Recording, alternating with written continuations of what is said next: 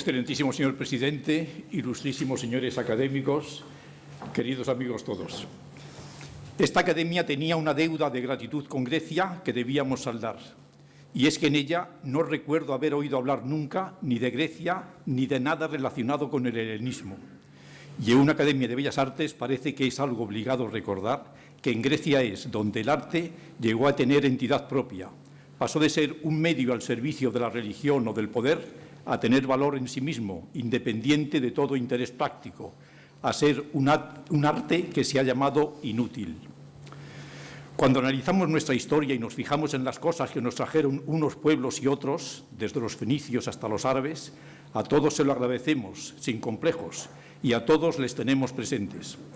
Pero pocas veces integramos entre ellos a los griegos, como si no nos hubieran dejado nada. Nos deslumbran los fenicios que nos enseñaron a escribir y a cultivar la vid y el olivo, y nuevos sistemas de pesca y navegación. Enriquecieron a los tartesios y nos dejaron tesoros como el del carambolo, que tanto nos preocupa en nuestros días. Y pasamos por alto, sin embargo, a los griegos, quizá porque a nosotros no nos trajeron cosas útiles, sino que nos enviaron ideas, conceptos, el de la verdad, la belleza, la justicia, la armonía, el sentido de que el hombre es la medida de todas las cosas, de que la virtud está en el término medio, el consejo de que debemos mirar en nuestro interior para conocernos mejor y muchas más cosas que nos enriquecen como personas. Pues para hablar de ellas, el legado de Grecia, hemos invitado a que nos hable a la doctora, a ella le gusta más que le digan la helenista, María Dolores Muñoz, que aquí es la primera vez que viene, pero que ha hablado de los griegos en muchas partes. Nosotros la hemos conocido a través de las reseñas que la prensa publica de sus intervenciones en unos foros u otros, en ateneos, universidades, colegios profesionales y asociaciones literarias, y no podía faltar en una academia de Bellas Artes. Es profesora de griego clásico, pero prefiere que la consideren, ante todo, como divulgadora del mundo clásico y sus valores. Se ha especializado en el estudio de las etimologías griegas del lenguaje médico, científico y técnico. Como buena helenista está integrada también en el mundo del teatro, al que ha dedicado muchos años de su vida. En 2019 abrió el primer Festival de Teatro Clásico de Osuna. Y ha impartido clases de oratoria, en lo que se doctoró, preocupada por la expresión verbal correcta, algo que tanto interesaba también a los griegos para sus intervenciones en el ágora. Pues con ustedes dejo a Loli Muñoz, como le gusta que la llamen, para que nos hable del legado de Grecia, en la seguridad de que vamos a aprender mucho en el fondo y en la forma. Muchas gracias.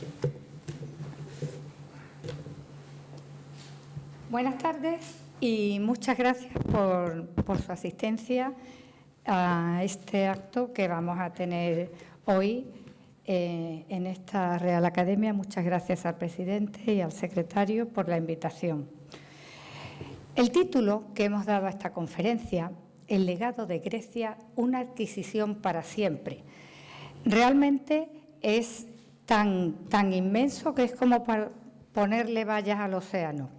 Realmente yo pretendo, ante un tema tan, yo diría, infinito, dar, como yo le digo a mis estudiantes, unas gotas del perfume griego y si os gusta y os sirve, podéis seguir rastreando hasta que encontréis el frasco. Veremos algunos apartados porque el mundo de Grecia, como muy bien ha dicho Fernando, pues parece que es algo inútil, muy conocido en algunos aspectos, pero muy enigmático en otros apartados. Por eso vamos a ver un pequeño, como un recorrido por distintos aspectos, que serán, en principio, nuestra civilización procede de los griegos. Muchas veces hablamos de los fenicios, de los egipcios, de los chinos, de civilizaciones antiguas. Claro, las civilizaciones antiguas tienen todos sustratos comunes. Por eso muchas veces hablamos la escritura, el olivo. Bueno, el cultivo del olivo, por ejemplo, está en la mitología griega. Cuando nos retrotraemos en la historia, más allá de los primeros textos o documentos arqueológicos, sean tablillas o inscripciones, entramos en el mundo que llamamos de los mitos, de los relatos, siendo la palabra mitos la misma palabra que relato o palabra, significa lo mismo. Vamos a ver la característica esencial de los griegos que los distingue de las demás civilizaciones antiguas, de las grandes civilizaciones, que es su radical antropocentrismo, dicho muy bien expresado por Protágoras en el siglo V, el hombre es la medida de todas las cosas. Y además de ese ansia, de esa particular característica del griego por buscar, por explicar todo lo que le rodea en una época que nosotros nos retrotraemos. Cuando hablamos de los griegos, los primeros textos, nuestro referente, el poeta Homero. El poeta Homero escribe, hay muchas versiones, si lo escribió él, si fue un grupo de poetas. Vamos a datar a Homero en el siglo VIII a.C., relata la guerra de Troya acaecida 5 siglos antes, en el siglo XIII a.C. Durante 5 siglos hay una tradición oral de generación en generación que va pasando, traspasando de una generación a otra, no solo un cuentecito, una historia, mira, estaban los dioses mezclados con los héroes, Aquiles, sino que hay que trascender ese cuentecito y ver la explicación social, racional, en definitiva, antropológica de esos mitos, de esas historias, de esa guerra en sí. Los cánones del arte, claro, efectivamente, nuestros referentes culturales del arte occidental los establecieron los griegos. Claro, los mitos, se van a escapar algunos mitos, sobre todo veremos algunos mitos que tienen una proyección específica en el mundo del arte, dado que estamos en una academia de bellas artes, en una real academia. Luego algunas palabras griegas, claro, palabras relacionadas con el arte, la palabra cromo, que significa color, por ejemplo, o pur, que significa fuego. Seguramente algunos de vosotros querréis dar alguna idea después de alguna etimología o vocablo derivado. Y luego vamos a ver una figura que a mí me resulta especialmente interesante, que es una figura enigmática, muy poco conocida, pero especialmente prolífica en la civilización griega, que es la figura del filósofo Pitágoras de Samos, del siglo VI a.C. Entonces, empezamos por un reconocimiento necesario que tenemos que hacer.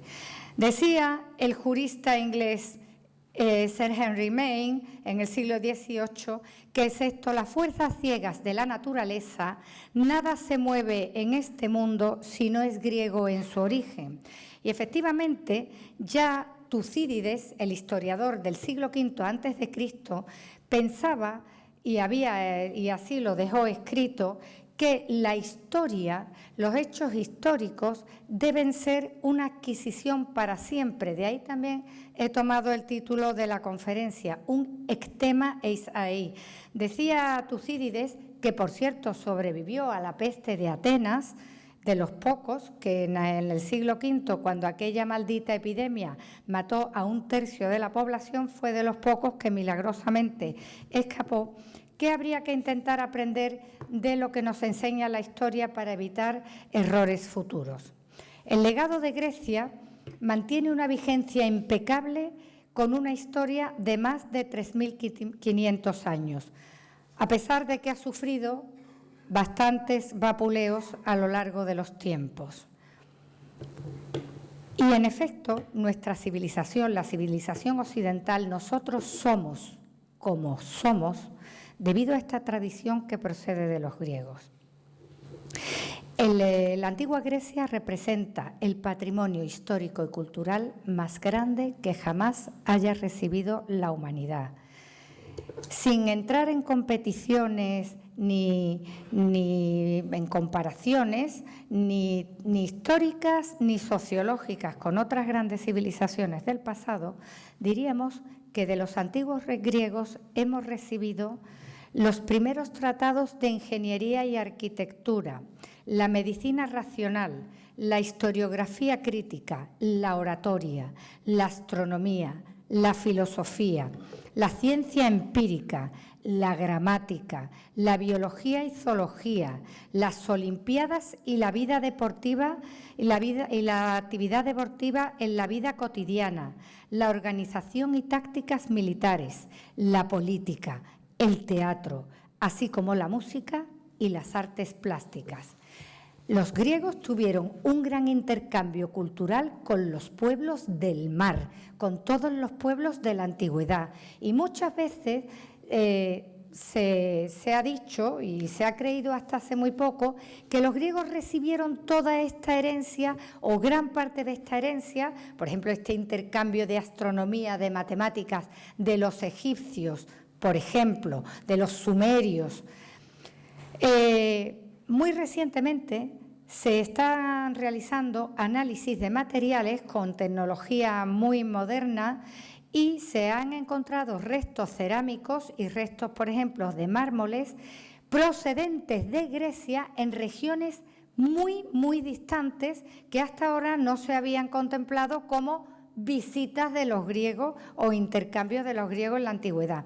Esto está abriendo nuevos campos, lo explica muy bien el profesor Pedro Olaya en Palabras del Egeo. Está abriendo nuevos campos de investigación y trayendo una visión mucho más amplia y una proyección cronológica muchísimo más antigua de lo que pensábamos respecto al mundo griego. Por otro lado, y centrándonos en nosotros, en los europeos, valores esenciales como razón, antropocentrismo, libertad o democracia también proceden de los griegos. Esto es una diferencia esencial con relación a otros pueblos que fueron muy avanzados en campos científicos, en campos arqueológicos, pero que pasaron un poco por alto esta proyección humana que tienen los griegos. El modelo de ellos ha trasplazado siglos y fronteras. Y precisamente el secreto de los griegos con respecto a otras culturas es que ha estado abierto a evolución y cambios. Es lo que llamamos filantropía y es acorde siempre a la naturaleza humana. Los conceptos griegos siempre, nunca son repugnantes o chocantes a la naturaleza humana. Y así lo dijo Pitágoras cuando en el siglo V declara que el hombre es la medida de todas las cosas. Anthropos, panton, grematon, ton kai, ton tu conton, de las que son y de las que no son, de las que vemos y de las que no vemos. El referente, el humano. Por otra parte, teníamos ya en el oráculo de Delfos dos máximas que eran gnosis auton, conócete a ti mismo, conoce tus límites, y nada en exceso.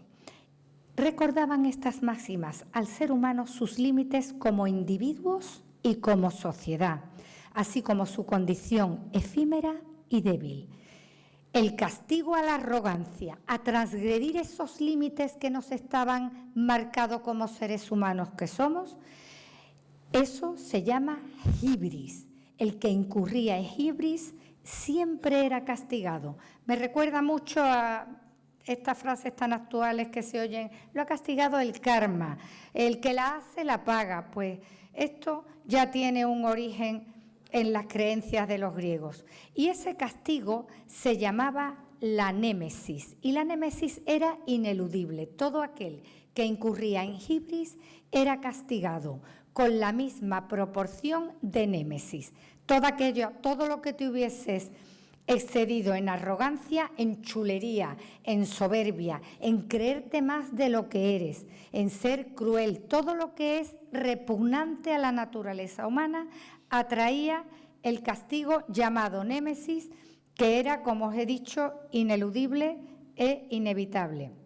Sócrates, el filósofo, adoptó para su filosofía y le dio un rendimiento importante estos presupuestos. Decía Sócrates: no puedo enseñar a nadie, solo puedo hacerlos pensar. El poeta Friedrich Schiller, en el siglo XVIII, decía: malditos griegos, vosotros lo habéis inventado todo. La filosofía, la geometría, la física, la astronomía. No habéis dejado nada para nosotros. Los griegos nos han puesto en vergüenza.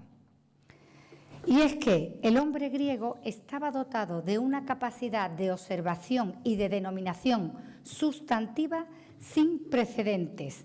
Tiene también la civilización griega una característica que diríamos étnico-psicológica, que es el gusto por la precisión, el conocimiento. Por ejemplo, hemos nombrado los poemas de Homero, la Ilíada y la Odisea. La Ilíada narra la guerra de Troya, donde hay una expedición militar de un conjunto de ciudades griegas contra la ciudad de Troya. En esta expedición viajan, como siempre que viajan los ejércitos, van médicos porque hay que curar las heridas, porque hay que ver qué es lo que ayudar a la gente como se puede.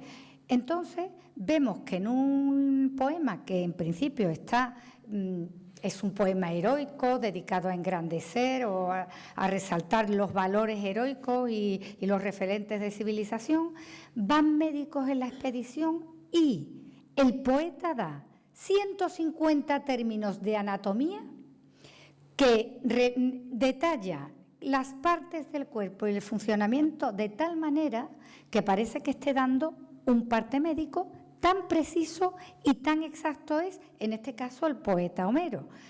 Más adelante los avances fueron pues enormes y siempre en referencia a este gusto por el conocimiento y esta inquietud, este cuestionarse las cosas de los griegos. La llegada de la medicina racional con Hipócrates y Galeno pues sería muchísimo más precisa.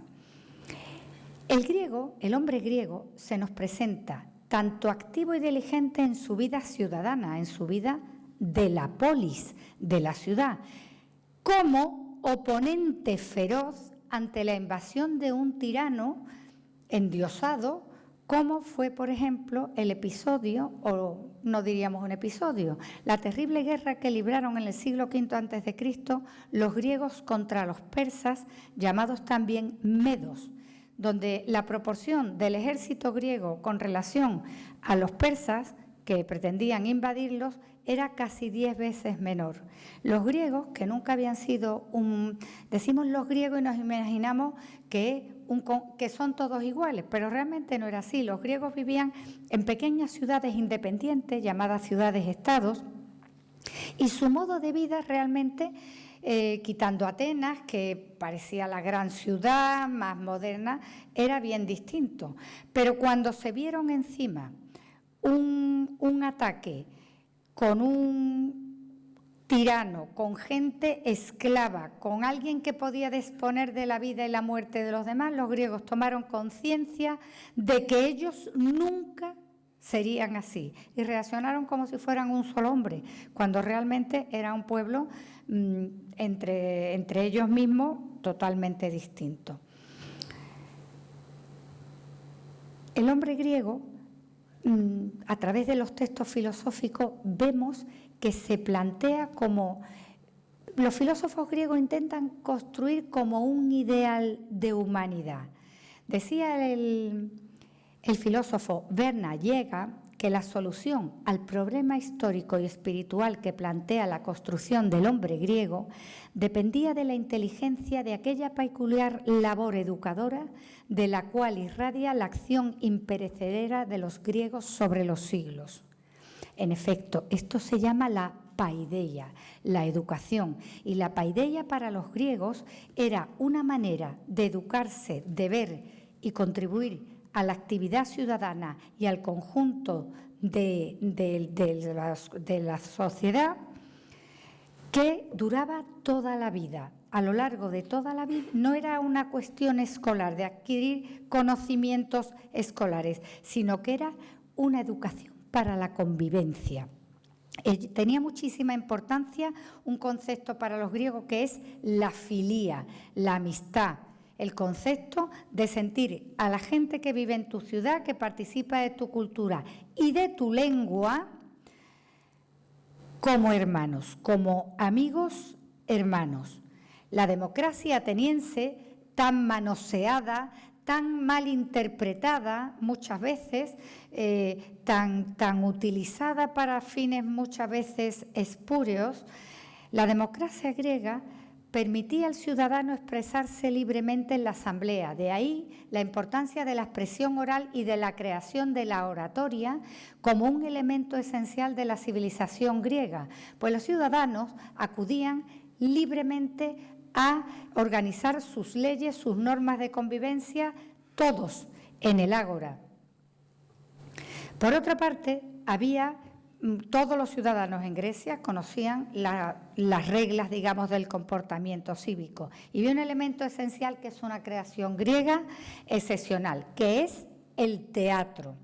El teatro trataba del mundo de los héroes que ya había hablado Homero, de el Cíclope, reyes legendarios, pero desde el punto de vista humano, es decir, el sufrimiento y la muerte incluso de los héroes. El héroe griego de teatro siempre es un personaje grande, pero sufre por esa grandeza e incluso muere por esa grandeza. Y no pretende destacar con un plano de protagonismo individual, sino que pretende prestar servicio a los demás. Se consideraba que el teatro era esencial para la vida ciudadana. Todos los ciudadanos griegos iban al teatro. Incluso en tiempos de Pericles, en el siglo V, en la democracia, Pericles fue el general griego que instauró por primera vez en la historia la democracia como sistema de gobierno, con unas frases que dice: nuestra Constitución se llama democracia porque el poder reside en el pueblo y no en unos pocos. Falleció en la segunda ola de la epidemia que asoló Atenas, a Grecia, pero sobre todo a Atenas en el siglo V. En tiempos de Pericles se estableció un impuesto especial para pagar la entrada, para que fuera la asistencia gratuita al teatro a los ciudadanos más pobres. Decía Voltaire: defended siempre Grecia, porque a ella le debemos todas nuestras luces, todas nuestras ciencias y todas nuestras virtudes. Consideraba esencial el estudio de los griegos. El mundo clásico pervive por su visión del mundo y de los problemas del hombre. Es tan distinto aquí al mundo asiático, por ejemplo, al mundo oriental, y por el humanismo como peculiar sentido de lo humano, la capacidad de cuestionar, de dialogar, de contrastar, tan diametralmente opuesta al dogma. Los griegos no se consideran sabios, se consideran amigos del saber, se llaman filósofos. Los ciudadanos se sienten unidos y orgullosos de su sistema político. En el mundo del arte, las representaciones artísticas sentaron los griegos las bases del arte occidental y son nuestro referente, bien para imitarlos, bien para parafrasearlos o bien para oponernos a ellos, tal como ocurre, por ejemplo, en el campo del pensamiento, en el mundo de la filosofía, que muchas veces no se ha hecho más que dar vueltas a aquellas cosas que dijeron los griegos. Me opongo o le hago variantes o lo copio directamente. Los cánones griegos han pasado como modelos de belleza, de proporciones y de valores, y estuvieron siempre vinculados, además, al sentimiento de unidad cultural que proporcionaba la lengua griega y tienen un marcado antropocentrismo. Está íntimamente unido el arte griego a la vida de la ciudad y a los ciudadanos. El arte griego, a pesar de tener un elemento religioso, pues para las celebraciones en común, con motivo de la cosecha, en honor a alguna divinidad, básicamente están al servicio de los ciudadanos y es un arte muy cívico. Los valores a veces quedan ocultos, los valores que nos transmiten los griegos a veces parece que se quedan ocultos detrás de los cuadros bonitos, de las esculturas bonitas, pero es cierto que en Grecia, por ejemplo, hay muy pocos monumentos funerarios y muy pocos monumentos dedicados a las divinidades, aunque tenemos nuestros templos. Y sí hay muchos templos, muchos edificios civiles, ágoras, teatros, gimnasios. El arte griego, además, siempre está muy presente en el arte griego la representación del cuerpo humano, sujeto siempre a la geometría, a las matemáticas y a la simetría. No hay elementos en los edificios, hay muy poco o ninguno de dimensiones colosales. Son de dimensiones monumentales, humanas, en relación al hombre. Los edificios públicos están en relación siempre a la vida en común que se hacía en la ciudad. Y ahora pasamos a un titán que pasa por ser el primer gran filántropo de la mitología griega y de la civilización griega, que es el titán Prometeo. Prometeo tiene una etimología a su nombre que es pro, que es antes de, y metis, que es la inteligencia. Prometeo era aquel que se apercibe antes, que piensa de antemano. La historia del titán Prometeo la conocemos muchos. Prometeo, según la mitología griega, según uno de los aspectos, una de las versiones que nos dan los griegos, modeló al hombre mezclando arcilla y agua, es decir, él fabricó el muñequito. Para ello utilizan los griegos el verbo plazo, que ha dado en castellano como derivado plástico, plástica, por ejemplo, el verbo plazo, modelar. Cuenta el mito que el ser humano estaba indefenso, estaba pasando frío y Prometeo decidió ayudarlo, ya que lo había creado, trayéndole del Olimpo, donde siempre brillaba un fuego eterno, unas semillas para que se calentaran. Por haber transgredido ese límite de haber ido y quitarle algo a los dioses para dárselo a los hombres por mero sentimiento de compasión y de humanidad, fue terriblemente castigado. El castigo, a los griegos les encanta eso de un castigo, y lo condenó Zeus a estar encadenado, permanecer encadenado en el monte Cáucaso, donde diariamente venía un águila y le devoraba el hígado entre terribles dolores. Por la noche se le regeneraba y al día siguiente volvía a sufrir semejantes dolores y semejante proceso. Finalmente, Prometeo fue perdonado. La imagen de Prometeo encadenado, sufriendo este daño, recuerda también muchas veces el sufrimiento del ser humano cuando está vapuleado, cuando no se siente comprendido, tiene razón en lo que ha hecho, pero sufre el improperio de los demás y siente esa indefensión ante su propio destino.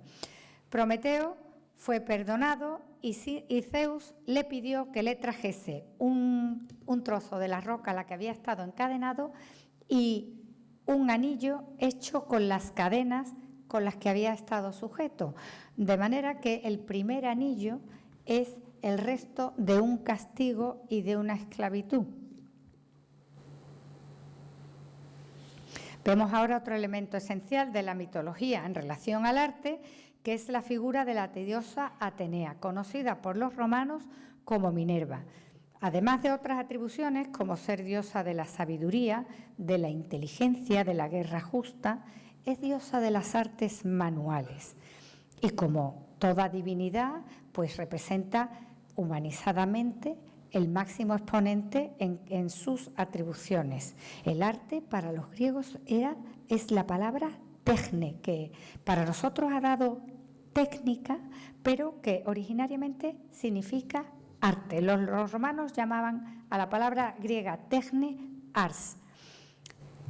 Un mito que viene a propósito tanto de la idea de los griegos de la mesura y de no transgredir los límites, de no pasarse de la rosca ni de chulería, es lo que ocurrió con la joven Aracné. Aracné era una joven que tenía una habilidad manual impresionante, podía tejer mejor que nadie cualquier tapiz y siempre causaba admiración entre sus conciudadanos.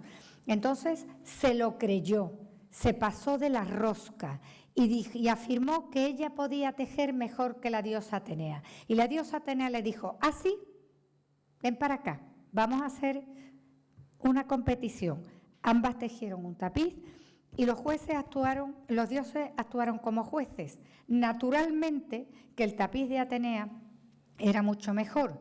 Como castigo a esa hibris, Atenea convirtió a Aracné en un insecto que estaba condenado a extraer hilos de su cuerpo para tejer una red con la que conseguir su sustento.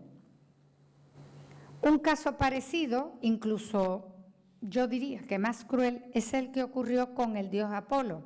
El dios Apolo es la divinidad que mejor representa el ideal de la civilización griega, no solo en cuanto a razón, moderación, es dios del sol, de la música, de la medicina, de la belleza masculina y además es dios pastor, tiene una relación muy directa con la naturaleza, con las plantas.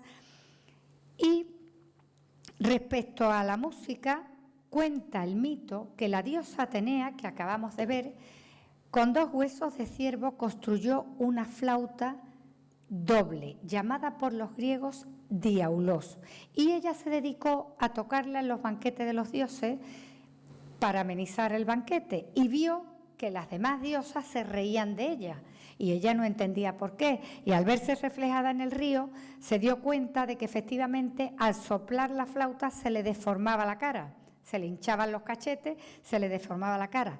Maldijo la flauta y la tiró en el bosque, y hete aquí que el sátiro Marsias la encontró y aprendió a tocar la flauta y con ella encantaba a los pastores, a los campesinos, todo el mundo estaba encantado porque el sátiro Marsias tocaba muy bien. Y se lo creyó y afirmó que él tocaba la flauta mejor que Apolo la lira. Y entonces Apolo se enfadó y los retó y le dijo, ¿ah, sí? Pues mira, te propongo un reto. Vamos a tocar cada uno nuestro instrumento, pero boca abajo y cantando al mismo tiempo.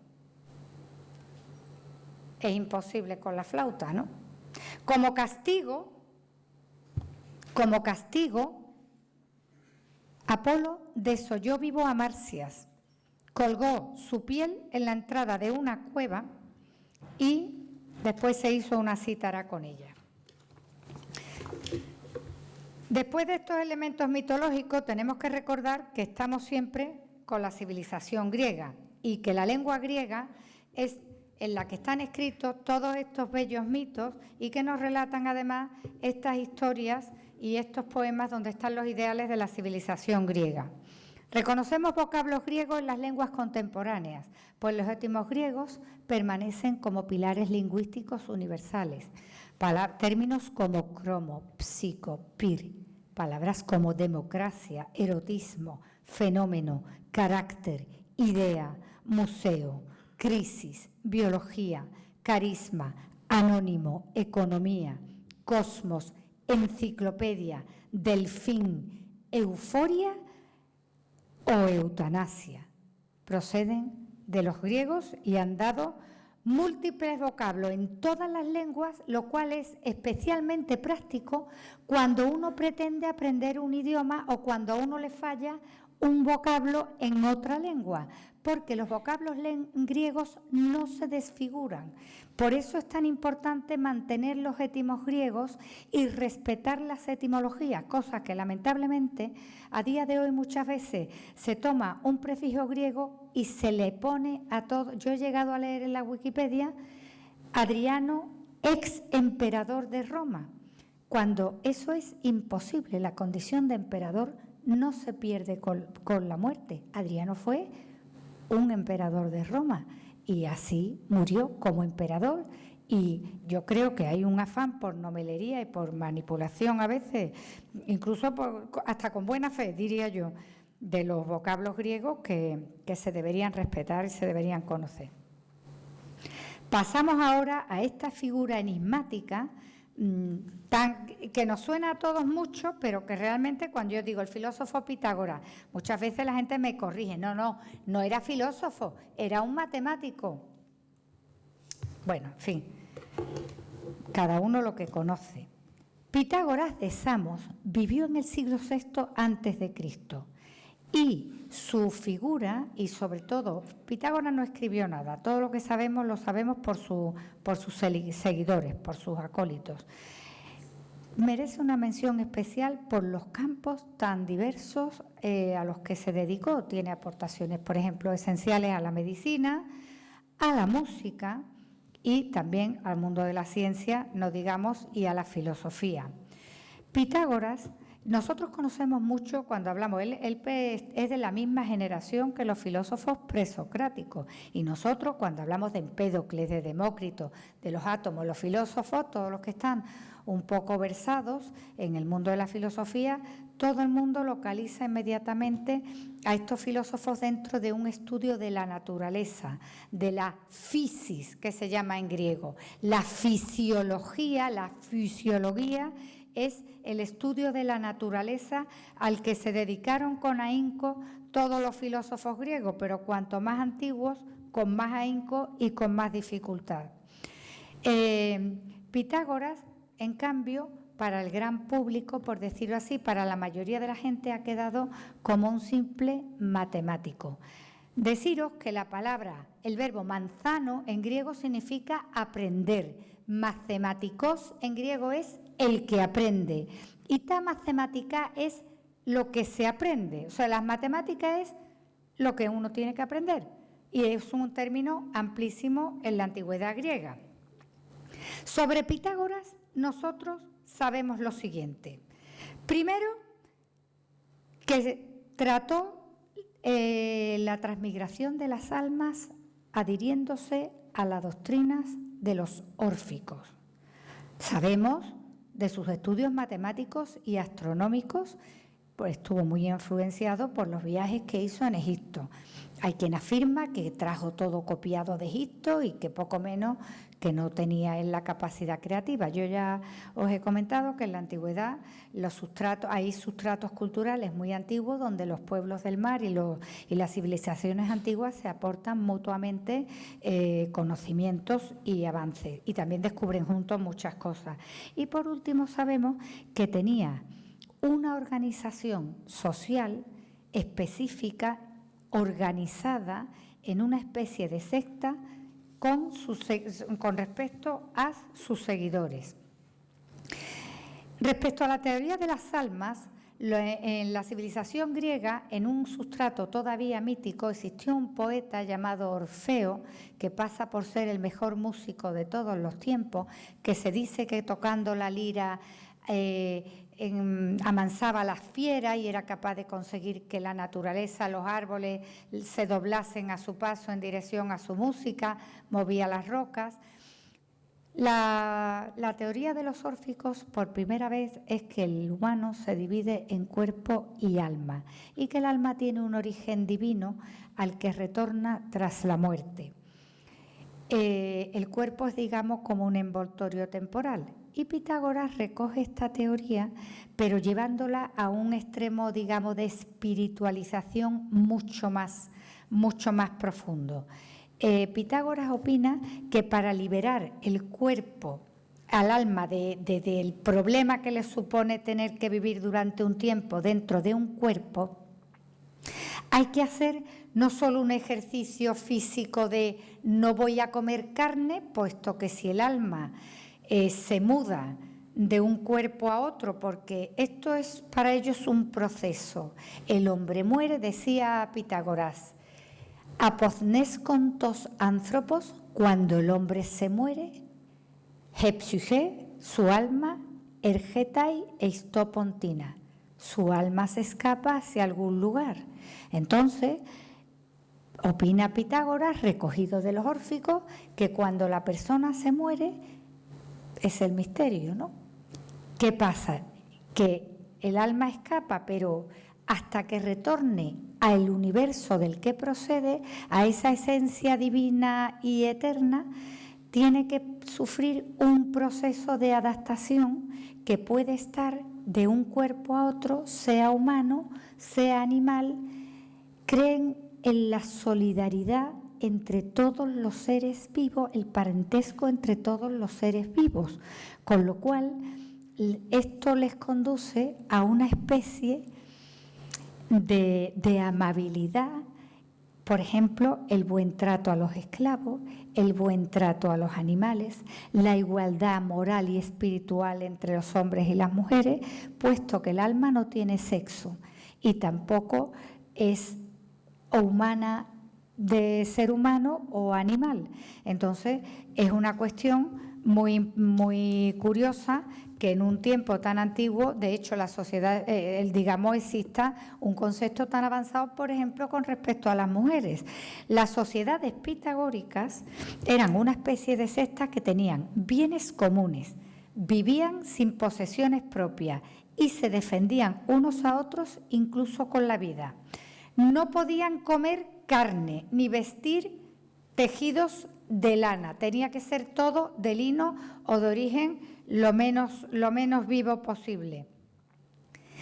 Control de los impulsos primarios y de los fluidos corporales, unas dietas estrictísimas que no se aplicaban a las mujeres. Las mujeres pitagóricas, entre las que hubo grandes filósofas, ellas podían vivir en sus casas, tener propiedades materiales y además podían comer carne. Esto tiene una explicación biológica muy importante, porque claro, la mujer es la que tiene al otro ser.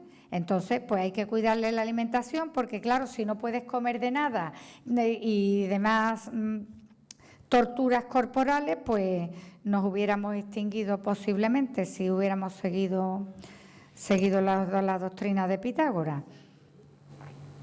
Ellos también hablan de la compasión cuando tienen una peculiar forma de ver, por ejemplo, a las personas que tienen problemas, cuando hay una persona con una enfermedad mental, cuando hay una persona, digamos, que se consideraban en la generalidad de la sociedad inferior. Ellos tienen como una compasión, porque piensan que está pagando por algo que haya hecho mal en la vida anterior. Entonces, la doctrina pitagórica dice que te tienes que portar bien porque tú tienes que retornar cuando te mueras a una naturaleza superior. Cuanto peor hayas sido, al estrato más bajo te vas. Es decir, penarás en distintas formas hasta que te hayas liberado de ese mal que hiciste en vida. Curiosamente, Pitágoras vivió en el siglo VI a.C., os lo recuerdo. Entonces, cada uno, digamos, los que habían sido ya muy castigados en vida, pues se ahorraban eso. Ya tenían poco que transmigrar. Sus almas se llama metempsicosis. Meta significa en griego cambio, bueno, con y cambio, y psique, el alma. La metempsicosis es la transmigración de las almas. Hizo Pitágoras también unas aportaciones esenciales a la música. Por ejemplo, para Pitágoras el número y las matemáticas son la esencia del pensamiento y de la ciencia, y le aplicó a la música patrones matemáticos. Por ejemplo, determinó la diversa altura de los sonidos, que la diversa altura de los sonidos depende de la longitud de la cuerda del instrumento de que se trate. Explicó los intervalos de la escala musical basándose en los golpes de martillo de diferente peso contra un yunque. El martillo de más peso sonaba una octava menor que un martillo con el doble de peso. Se cuenta la tradición que pasó por una herrería y estaba un grupo con 5 martillos de diferente peso. Entonces fue capaz de hacer una relación y establecer unos intervalos fijos. Y además que se podían representar mediante fracciones de números naturales. Y además, para demostrar todo esto que él afirmaba, inventó un instrumento, se le atribuye, un instrumento llamado monocordio. Para Pitágoras, las formas matemáticas más perfectas son, en superficie, el círculo y, además, la esfera, como cuerpo, la esfera. Y entonces Pitágoras concluyó que los cuerpos celestes, tanto la Tierra como los astros, son todos esféricos y además se mueven, y los planetas, y giran todos en órbitas circulares, y es lo que él llama la armonía del cosmos. Y además dice Pitágoras que el cosmos tiene un sonido musical porque es imposible que esas esferas se muevan y no produzcan un cierto sonido.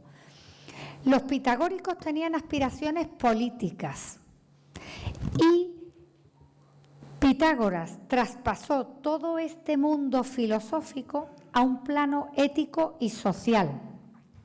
Y así como la ruptura de la armonía en música, asoció la ruptura social, la ruptura de la armonía social con la anarquía.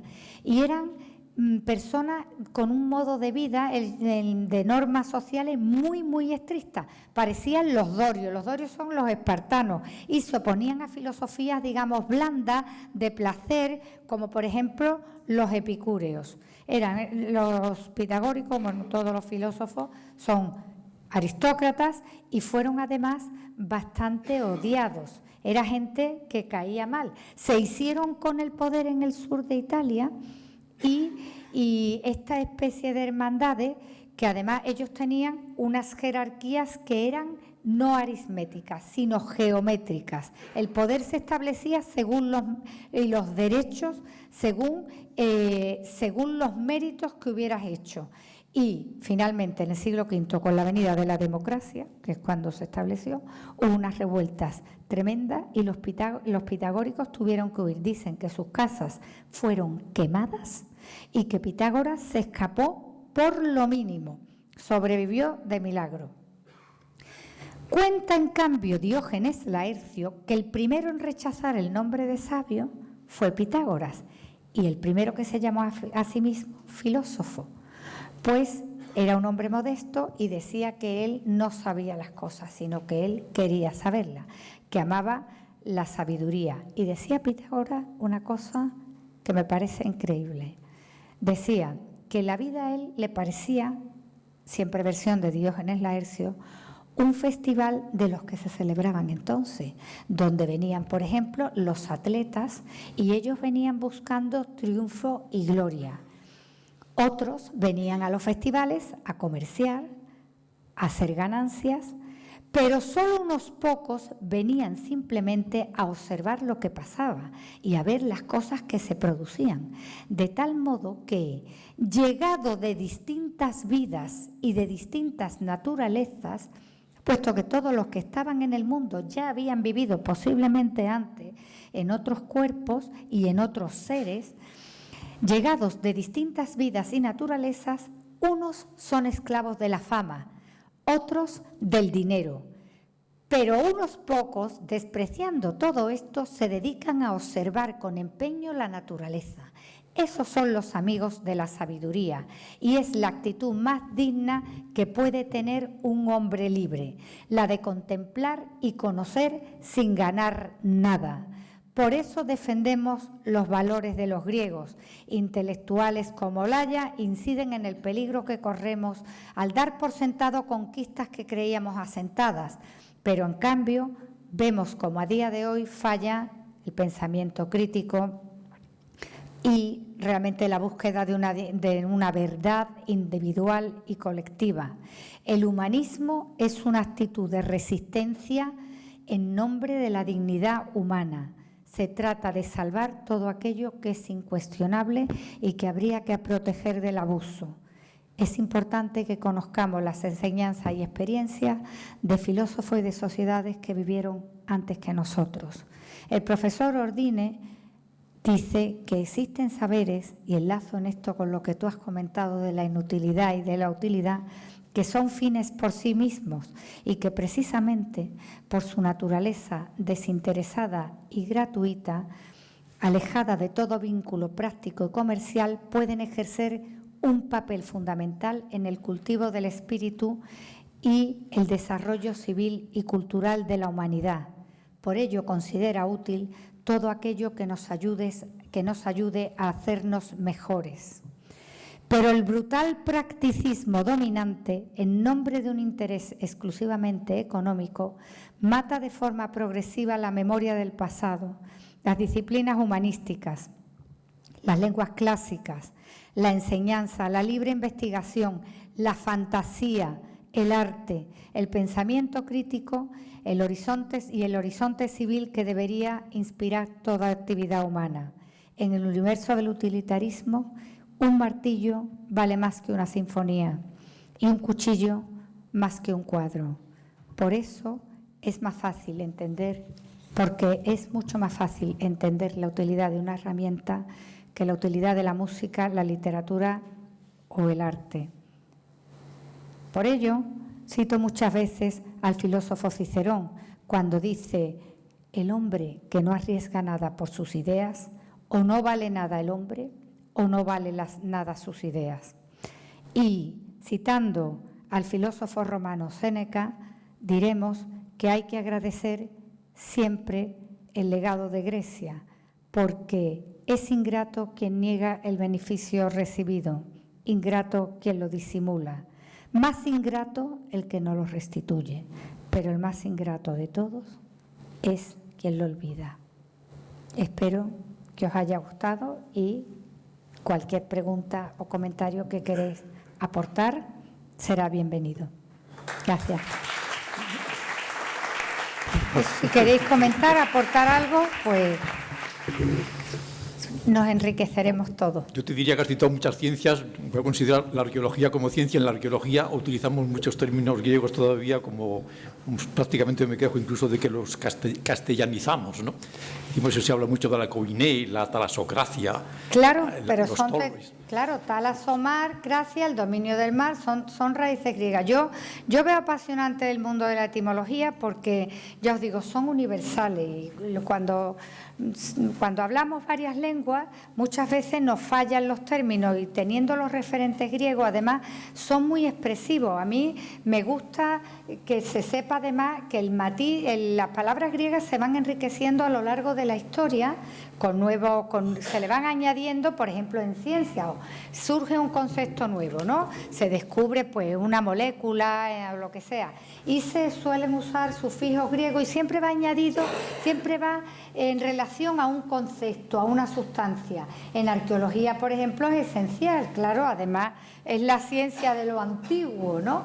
Pues lo bueno que tiene eso es que vas enriqueciendo el término, pero siempre tienes el núcleo originario. Entonces nunca te puedes desviar. Y desde otras lenguas lo mismo. Y eso hace un punto de unión entre los que somos, digamos, de lenguas indoeuropeas.